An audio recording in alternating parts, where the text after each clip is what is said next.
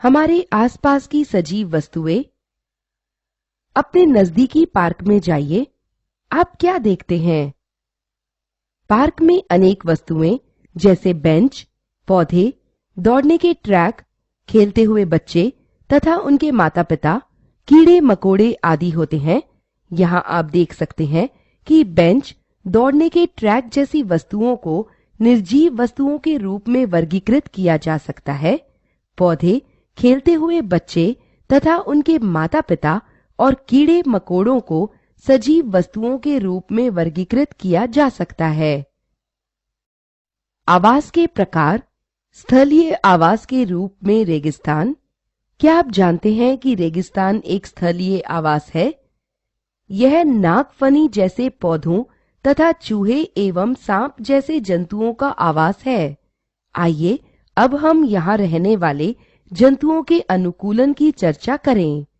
सांप तथा चूहे जैसे जंतु दिन की भयंकर गर्मी से स्वयं को बचाने के लिए मिट्टी में गहरे बिलों में छिप जाते हैं।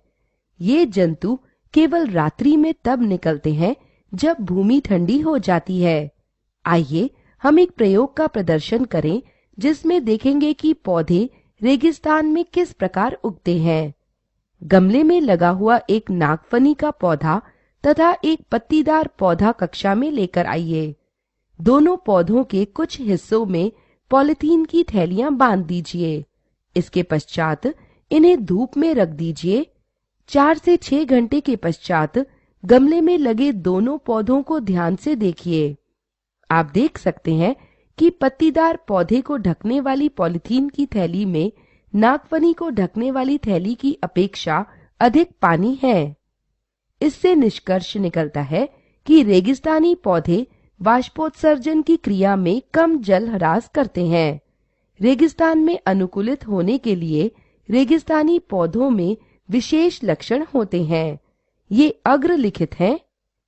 वाष्पोत्सर्जन कम करने के लिए या तो पत्तियां अनुपस्थित, अत्यंत छोटी होती हैं अथवा वे कांटों के रूप में उपस्थित होती हैं। नागफनी में पत्तीनुमा संरचना वास्तव में इसका तना है। तना भी मोटी मोमदार परतदार से ढका होता है जिससे जलधारण बनाए रखने में सहायता मिलती है। भोजन तथा वृद्धि। आपको ज्ञात होगा कि सजीव वस्तुओं को मुख्यतः 2 श्रेणियों में विभक्त किया जाता है। ये श्रेणियां हैं पौधे तथा जंतु। पौधे प्रकाश संश्लेषण की क्रिया द्वारा अपना भोजन स्वयं तैयार करते हैं, परंतु जीव जंतु अपने भोजन के लिए पौधों अथवा अन्य जीव जंतुओं पर निर्भर करते हैं। आपने अवश्य ध्यान दिया होगा कि जीव जंतुओं के बच्चे वृद्धि करके वयस्क बनते हैं। आपने देखा होगा कि पिल्ला वृद्धि करके कुत्ता बन जाता है।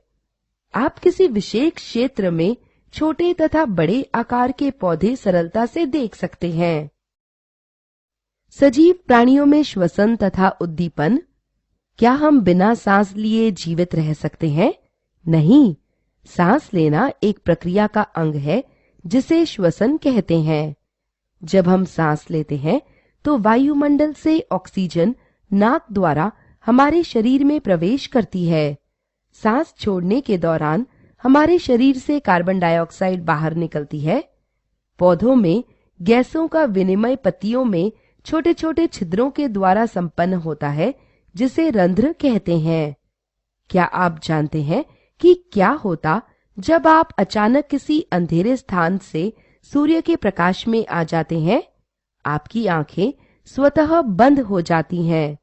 क्या पौधे उद्दीपन के प्रति अनुक्रिया करते हैं? हाँ। आइए हम पौधों के कुछ उदाहरण लेते हैं। मिमोसा जैसे पौधों में, जिसे सामान्यतः टच मी नॉट कहा जाता है, यदि कोई इनकी पत्तियों को स्पर्श करता है तो पत्तियां बंद हो जाती हैं या मुड़ जाती हैं। सजीवों में प्रजनन लैंगिक अथवा अलैंगिक प्रक्रिया द्वारा संतति के उत्पादन की प्रक्रिया। मुर्गी जैसे कुछ जंतु अंडे देने के द्वारा अपनी संतति को जन्म देते हैं और इन्हें अंडज कहते हैं। कुत्ते जैसे जंतु संतान को जन्म देते हैं और इन्हें जरायुज कहा जाता है। पौधे बीज उत्पन्न करते हैं जो अंकुरित हो सकते हैं और नए पौधे उगा सकते हैं। कुछ पौधों में बीज के अतिरिक्त अन्य भागों से भी प्रजनन होता है। उदाहरण के लिए कलिका युक्त आलू का एक हिस्सा नए पौधे में परिवर्तित हो सकता है। ब्रायोफिलम की पत्तियां अन्य पौधों को जन्म देती हैं।